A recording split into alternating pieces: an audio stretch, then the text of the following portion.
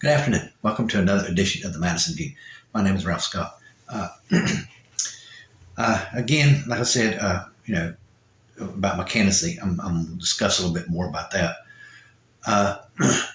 Just like the classic example that I can think of, like Donald Trump and all the Republicans, every time they give a tax cut, they give it to the upper class. And my tax cut, I want to do it for the bottom, because I think socially and economically it's the better tax cut. It would have more of a trickle up effect than a trickle down effect. And I think the trickle up effect is more effective than trickle down is. And I mean, what are they going to do? Argue with me? They say that for families all the time, and I am really, truly, very seriously for families, or else I would never propose something like that right there. Of course, I'm a parent, grandparent, but I understand what it takes, and it isn't easy, and especially not today, because I've seen how much prices have changed just since I was a young man. It was very easy to afford a home and a family back when I was a young man. It wasn't that hard. You just need to go to work every day. Now it's not easy. Houses nowadays that you see for $450,000 when I was a young man would have went for like 180 or something like that. They would have been a little bit higher, but they wouldn't have been, that high. And the houses that you see going for like 350 and stuff like that, and 3.25, that's about the house that a middle-income couple could afford. They've been around 100,000 to, 120,000, maybe 130, in that area. Now those houses are $350,000. They have, more than doubled, in value, and then of course a mobile home and all that kind of stuff, But basically it wasn't say it was a little bit easier. It was quite a bit easier to own a home and keep a roof over your head. And nowadays, with the Fed having left the spigot on for so long, I still think if Janet Yellen would have rolled back rolled up the interest rate when she really wanted to, I don't think we would have the problem that we have right now. I don't think asset prices would be that inflated. And it would be easier for families to afford things. But we just got to be realistic about this. Asset prices are so high right now. We've priced our lower income people out of a way to take care of themselves. And you just got to be realistic about things. You can't. You got to face the reality of the times. And in my opinion, I think it's a tax cut that, number one, is overdue, but more, like I said, so than anything else, it is a very valuable tax cut that will have an uptrickle effect on the economy. That money will flow up the ladder very fast, because people will be able to afford to pay the rent. They'll buy better cars. Things will be better, and that money will go straight up the ladder because it'll be spent. It won't be put in savings accounts like it was when you give the tax cuts to the rich. It will go straight up the ladder. It will have a trickle up effect, which, like I said, and again, to repeat myself, that, in my opinion, is more effective. But you got the argument right now. Everybody wants the Fed to cut the interest rate, and I think it's unrealistic for the Fed to cut the interest rate. Yes, it makes it hard to afford a car. I ain't gonna lie to you. It's gonna make it hard to afford any kind of loan. But our housing market is just so overvalued right now. It's to the point to where, in my opinion, like I explained to you at the beginning of the video, the prices are just absurd, in my opinion. Used to many, many moons ago, you expected about 5% increase on your house value per year. In some years you get 0, and some years you might get 7, but it would average out to about 5% per year. And like I said, in the time frame that I was talking about, which is around 2000, 23 years later, basically house prices have almost tripled. They're at least up over 100 to 150% to 200, like I said, almost three times what they were, during that time frame. And if we would have had just a good moderate inflation, the house prices have been up maybe 100%. In other words, that $100,000 house I was talking about earlier in the video might be worth $200 now instead of $350. It's just absolutely ridiculous. But and we got to be careful, because we'll destabilize our system if we don't look at things very realistically. And I think the Fed does not need to raise the interest rate. That would help, bring down the price of the houses that are being built, because nobody will buy them. But, more so than anything else is, I can see the quagmire that the Fed has. I mean, the Fed's independent. He does what he wants, but I'm just saying, my opinion. If we don't get enough houses on the market, the supply isn't going to be up enough. And that in itself will increase the cost of a house. But either way you do it, it needs to, it needs to come down.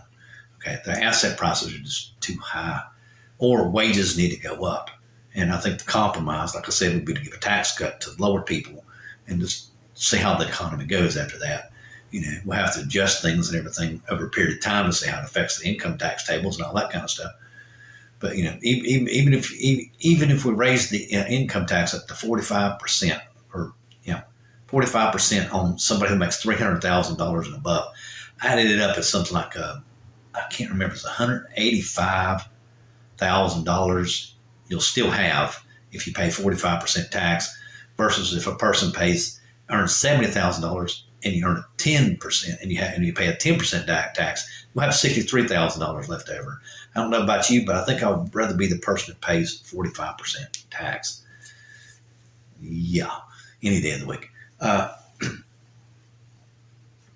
Even though even though it appears higher, it's going to be easier to swallow, basically.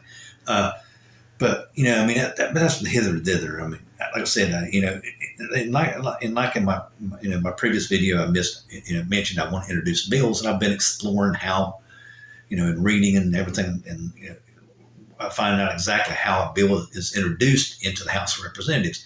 And there's like a suggestion box on the floor. You drop the bill in the suggestion box, and they pick it up and give it to the committee, and the committee just, I reckon, just debates on it and decides if they want to use it or not. If it ever comes out of committee, basically. Now, that I'm going to have to research into a little bit more of how things come out of committees. But, I can introduce the bill, gerrymandering and the tax cut, for the families, which is something you can guarantee if I get elected. If I have any way to do it, if I can pull anything, middle class, $100,000 and below will get a tax cut if I have anything to do with it. I just think it's just, like I said, first of all, I think it's morally the right thing to do, but more so economically, it is the thing to do, because our lower incomes, are just not having a good time right now. It's harder to raise a child on that money, and we need our children to be, stable, and not only that, if you go to the right-wing point of view where they're trying to force everybody to have a child, that would give everybody the money to pay for that child. But more so than anything else, it would give the people the incentive to not be afraid to be pregnant. You know what I'm saying? I think it actually reduces the abortion rate myself, but that's beside the point. And when I'm thinking about it, I'm going to get into the abortion thing again. I was watching a video where a woman was at a party and everybody said, "Oh, isn't it great you're pregnant? Isn't it such a miracle?" And she never got it out of her mouth that the baby was unviable, that it would be born dead. She has to carry it because of the abortion rules. Can you imagine, like I mentioned in a previous video, can you imagine walking around, let's just say you find the baby is unviable after most of them are 6 weeks now. After the 12th week, you find out that the baby is unviable. So you got every how many weeks that would be, 39 weeks is it? I can't remember the exact weeks of gestation of a human. It's 36 weeks. Okay, 36 weeks. So you've got an additional 22 weeks, roughly 22 weeks that you have to carry the child around that's unviable. Can you imagine the trauma and how you would feel?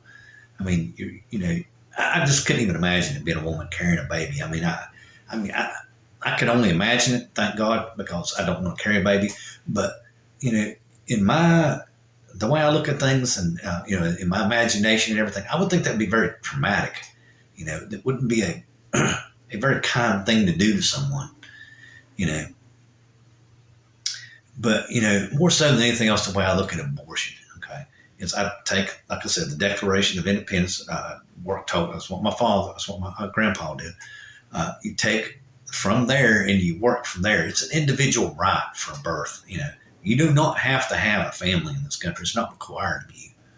So why the government and the Republicans are trying to make it a requirement that once you get pregnant, you have to have the baby is in violation of the Declaration of Independence of your individual freedom, and because they're imposing their religious values on you on that right there, and that's exactly what it is. It's a religious value, or religious principle or value, whatever how you want to say it. And that right there is, like I said, it's the major reason why I even started this, because they are infringing upon the Constitution of the United States.